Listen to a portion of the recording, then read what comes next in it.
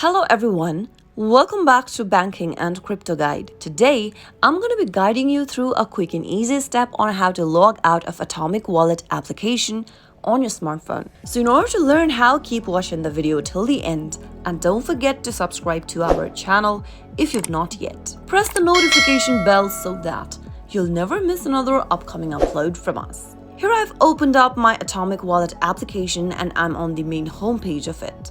If you want to log out of your application, all you need to do is to tap on the More button at the bottom right hand corner. Now, right on the Wallet and Security page, go to the bottom and you'll be able to find a Wallet Logout button. Tap on Logout and you'll be logged out to your main home screen of your iOS device. You successfully logged out of your wallet. If you ever need to get back to it, you'll need to open it up and enter your password in the text box. So make sure that you remember your password before logging out of your wallet. If you don't remember your password, then you'll need to restore your wallet.